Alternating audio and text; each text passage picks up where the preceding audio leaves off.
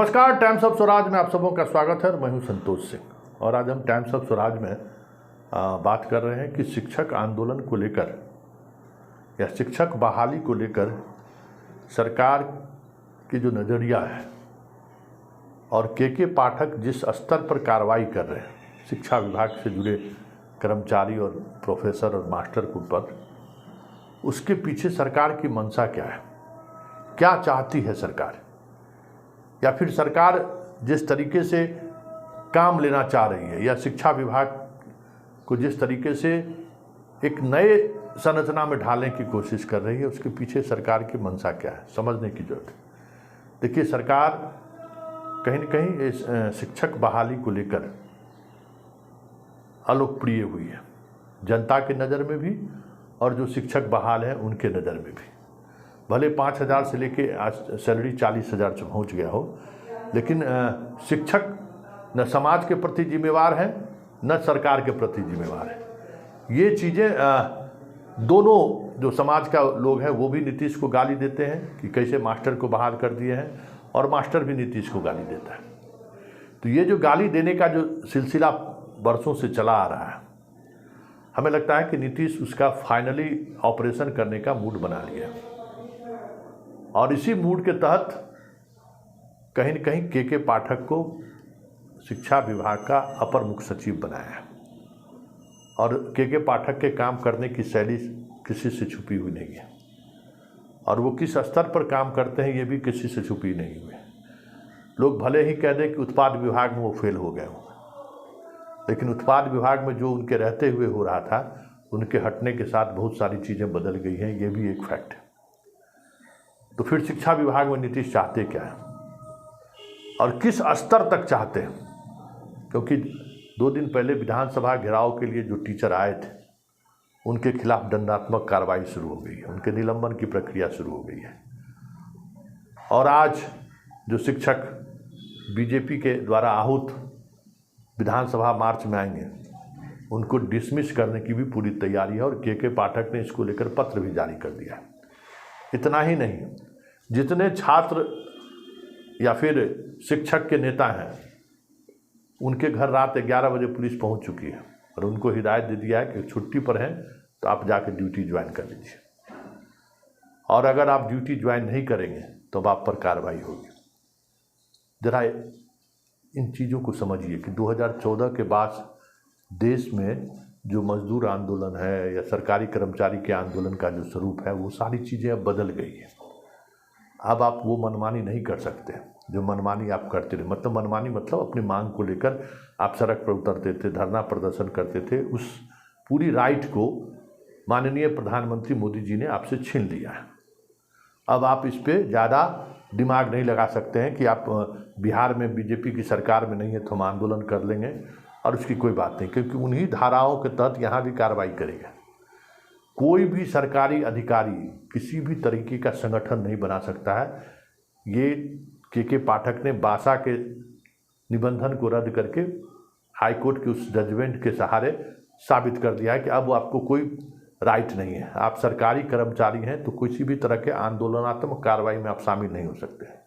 पहले होते थे ना कि कर्मचारी महीनों हड़ताल पर चले जाता था, डॉक्टर, स्वास्थ्य विभाग और शिक्षा विभाग तो हड़ताल पर जाने के लिए जाना ही जाता था, क्योंकि सबसे बड़ा वो फोर्स था सरकार कर्मचारियों का।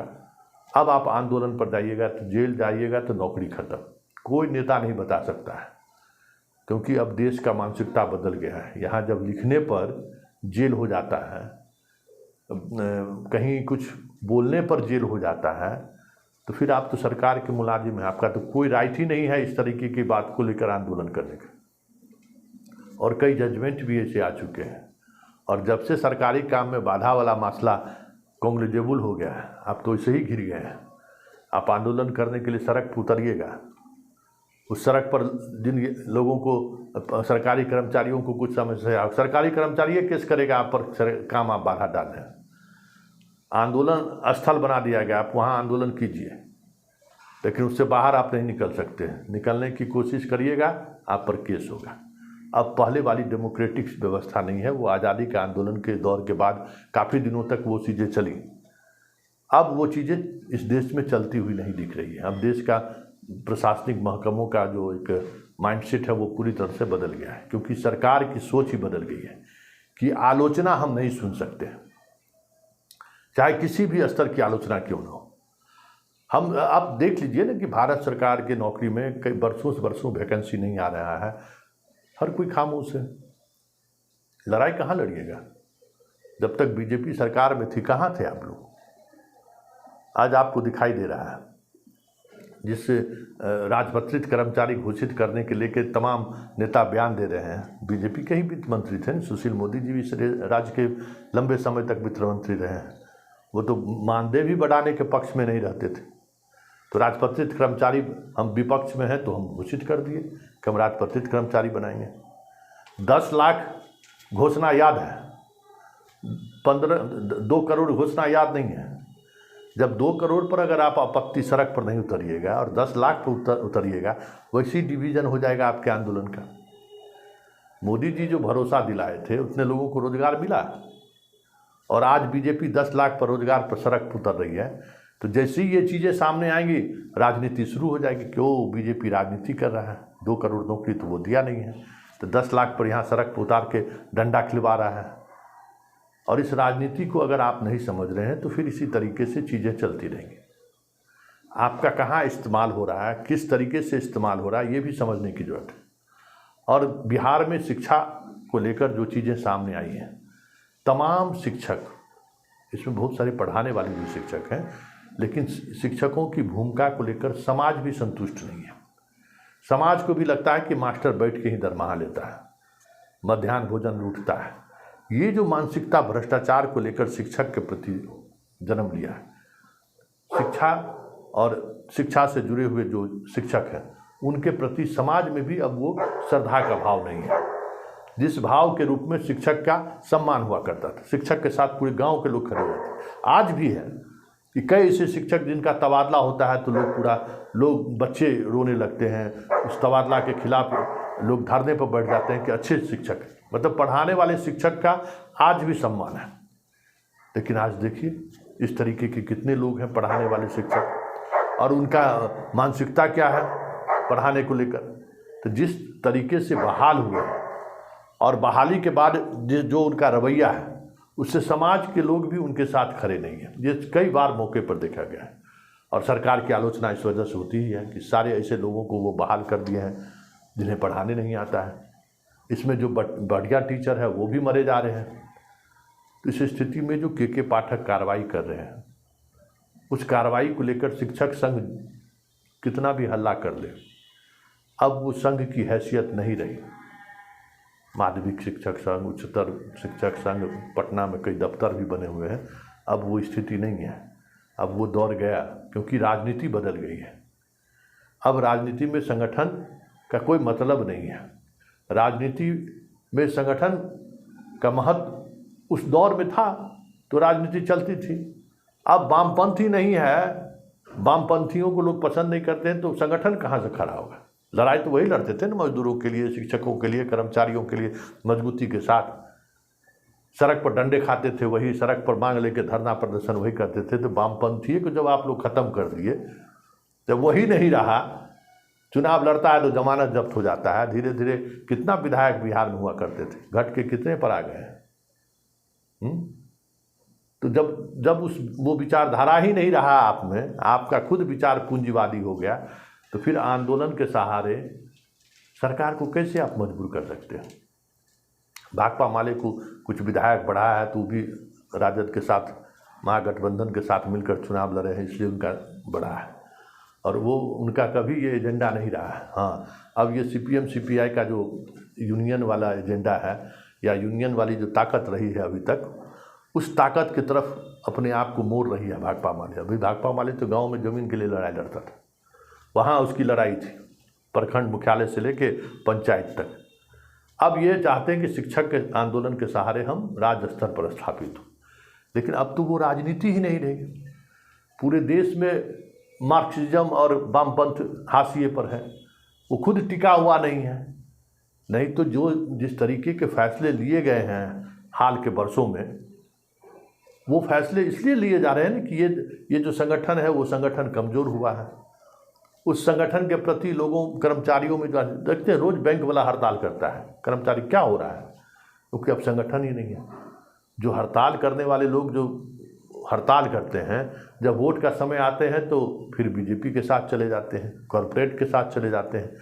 तो वो जो लड़ाई की मजबूत, क्योंकि भाई आप चोट करिएगा वोट से तब तो जब वोट से चोट करने की बारी आती है तो फिर आप जय श्री राम, मंदिर वहीं बनाएंगे, भारत पाकिस्तान, हिंदू मुसलमान करने लगते हैं। तो ये संगठन सारे कमज़ोर हो गए। बैंक में हड़ताल करने से और कर्मचारी हड़ताल करने से थोड़ी गए। आप वोट का चोट कैसे देते हैं इस पर निर्भर करता है। तो जब वोट के चोट का समय आता है, आप धर्म के नाम पर बढ़ जाते हैं, कहीं जात के नाम पर बढ़ जाते हैं। तो इस स्थिति में कर्मचारियों का जो एसोसिएशन था वो काफ़ी कमज़ोर हुआ, और ये स्थिति रही तो आने वाले समय में और भी कमज़ोर होंगे। और अब आप अपने मांगों को लेकर उस तरीके की चीज़ें नहीं कर सकते हैं जो आप पहले करते रहे। ये सच्चाई को आप समझने की कोशिश करिए। और यही वजह है कि के पाठक जैसे प्रधान सचिव सीधे तौर पर दंडात्मक कार्रवाई पर उतर आए कि आप सड़क पर उतरे आंदोलन के लिए, आपको जेल भेज देंगे, आपको निलंबित कर देंगे, आपको सेवा से बर्खास्त कर देंगे।